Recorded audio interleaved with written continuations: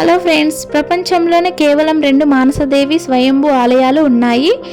అలాంటి స్వయంభూ ఆలయాలు కాశీపేటలోని మానసదేవి ఆలయం కూడా ఒకటి. సో మేమైతే ఆలయాన్ని దర్శించుకోవడానికి కరీంనగర్ నుండి బయలుదేరాము. కరీంనగర్ నుండి 38 కిలోమీటర్స్, అంటే 1 అవర్ జర్నీ పడుతుంది.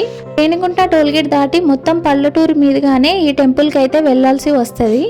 కొన్ని సంవత్సరాల క్రితం కాశీపేట గ్రామంలో పొలిమేర దేవతలకు పూజలు నిర్వహించేందుకు ఏర్పాట్లు చేస్తుండగా భూమిని తవ్వుతున్నప్పుడు మానసాదేవి అమ్మవారి విగ్రహము అలాగే శ్రీ మహాలక్ష్మి అమ్మవారి విగ్రహము దర్శనమిచ్చాయట. ఆ విగ్రహాలు సుమారు 800 ఏళ్ల నాటివిగా గుర్తించారు. ఈ ఆలయంలో శ్రీ మానసదేవి అమ్మవారు చాలా ప్రశాంతతమైన రూపంలో వెండి నాగుల కవచం కింద సేదతీరుతూ దర్శనమిస్తారు. టెంపుల్ అయితే భక్తులతో నిండిపోయి ఉన్నది. ఎందుకంటే మంగళవారము శుక్రవారము కొన్ని ప్రత్యేక పూజలు చేయడం వల్ల మంగళవారం శుక్రవారం రోజులలో ఇక్కడ భక్తుల రద్దీ అయితే ఎక్కువగా ఉంటుంది. ఇక్కడ నిత్య అన్నదానం కూడా ఉంటుంది. 12 గంటలకు స్టార్ట్ చేస్తారు. నాకు ఎంట్రన్స్లోనే టికెట్స్ అనేటివి ఇస్తారు. సో ఏ పూజకు ఎంత టికెట్, ఎంత మనీ కట్టి టికెట్ తీసుకోవాలనేది ఇక్కడ చూపిస్తున్నారు. సో దీన్ని బట్టి మనం టికెట్స్ అనేవి తీసుకొని లోపలికి అయితే వెళ్ళాలి. ఎంట్రన్స్ అయితే ఇలా ఉన్నది. సో మేమైతే ఏం టికెట్స్ తీసుకోకుండానే లోపలికి వెళ్ళాము. ఎంట్రన్స్లోనే మనకు ఇట్లా పడగ విప్పినట్లుగా నాగుపాము కనిపిస్తూ ఉంటుంది. సో దాని పక్కన నుంచి కొంచెం రైట్ సైడ్లో చూసుకుంటానే ఎంట్రన్స్లో రైట్ సైడ్లోనే ప్రశాంతంగా కూర్చున్న శివుడి విగ్రహము, తలపై నుండి గంగ కిందికి వస్తున్నట్లుగా వాటర్ అనేది పడుతూ ఉంటుంది. పడి కింద వాటర్ అంతా స్టోరేజ్ అవుతూ ఉంటుంది. సో ఆ వాటర్ని 108 నాగ విగ్రహాలు, నాగేంద్ర స్వామి విగ్రహాల పైన ఆ వాటర్ తోటే అభిషేకం చేస్తూ ఉంటారు. సర్పదోషం ఉన్నవారు వీటిపైన నీళ్లు పోసి మనసారా వేడుకుంటే తప్పకుండా నివారణ జరుగుతుందని ఇక్కడ భక్తులు చాలా బాగా నమ్ముతారు. ఒకవేళ మీరు కూడా ఇక్కడికి వచ్చి ఇలా 108 నాగ విగ్రహాల పైన నీళ్లను చల్లాలి, అంటే నీళ్లతో అభిషేకం చెయ్యాలి అని మీరు అనుకున్నట్లయితే మీరు వచ్చేటప్పుడే మీతో కలశం చెంబునైతే తీసుకొని రావాలి. ఎందుకంటే ఇక్కడ ఉన్న భక్తుల రద్దీ వలన ఇక్కడ మీకు వాటర్ తీసుకొని అభిషేకం చేసే అంత గ్యాప్ అయితే ఉండదు. సో ఎవరిది వారు తీసుకొని వచ్చినట్లయితే కలశం, దాంతో మీరు మనస్ఫూర్తిగా మనసులో ఉన్న కోరికలు కోరుకుంటూ ఆ స్వామివారికి అభిషేకం చేస్తే మీ మనసులో కోరికలన్నీ తీరిపోతాయి. ఇంకాస్త ముందుకు వెళ్తే ఇక్కడ శివాలయము, అలాగే ముందట నంది దర్శనమిస్తారు.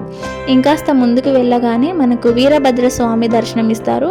ఇక్కడ కూడా మేము దండం పెట్టేసుకొని ఇక లోపలికైతే వెళ్తున్నాము. ఈ ఆలయంలో అమ్మవారిని దర్శించుకొని అమ్మవారికి నమస్కారాలు సమర్పించి ముడుపులు కడితే ఎలాంటి సమస్య అయినా తీరుతుందట. అలాగే మనసులో ఎలాంటి కోరికలు కోరుకున్నా అది తక్షణమే నెరవేరుతుందని ఇక్కడ భక్తుల నమ్మకం. మరీ ముఖ్యంగా వివాహం కాని వారు, సంతానం లేని వారు అమ్మవారికి మొక్కుకొని ముడుపులు కడితే ఆ కోరికలు నెరవేరుతాయని భక్తుల విశ్వాసం. మనసు పెట్టి మొక్కితే గంటల్లోనే ఎలాంటి కోరికైనా తీరుతుందని ఇక్కడ చెప్తూ ఉంటారు. ఈ మానసాదేవి అమ్మవారికి ప్రతి మంగళవారము అభిషేకం నిర్వహిస్తారు. అలాగే అమ్మవారికి కుంకుమ పూజ, చండీ హోమం కూడా చేస్తారు. ఈ కార్యక్రమాల్లో భక్తులు సామూహికంగా పాల్గొని అమ్మవారి ఆశీర్వాదం తీసుకుంటారు. అలాగే ఈ ఆలయంలోనే శ్రీ అపురూప మహాలక్ష్మి అమ్మవారి విగ్రహం కూడా ఉంటుంది. ప్రతి శుక్రవారం మహాలక్ష్మి అమ్మవారికి కూడా పూజలు చేస్తారు. ఈ అమ్మవారిని దర్శించుకుంటే ఆర్థిక సమస్యలు తొలగుతాయని ఇక్కడ భక్తులు చెప్తూ ఉంటారు. బ్యాక్ సైడ్ గోపురం పైన ఇలా మనకు అమ్మవారు సర్పనీడలో కూర్చున్నట్లుగా దర్శనమిస్తారు. టెంపుల్కి బ్యాక్ సైడ్లోనే ఇలా మనకు పుట్టలాగా అందులో నుంచి పాములు వస్తున్నట్టుగా మనకు ఇక్కడ. సో అలాగే అమ్మవారికి ముడుపులు, అలాగే ఒడి బియ్యం, బట్టలు ఏమైనా పెట్టాలి అని అనుకుంటే మాత్రం టెంపుల్ లోపల అయితే ఏం లేదండి. టెంపుల్ వెనక సైడ్న ఇలా అమ్మవారి విగ్రహాలు అయితే ఉంటాయి. సో ఇక్కడైతే మనం ఒడి బియ్యం పోసుకోవచ్చు, అలాగే బట్టలు సమర్పించాలనుకున్నా కూడా ఇక్కడ ఉన్న అమ్మవారి దగ్గరనే సమర్పించుకోవాలి.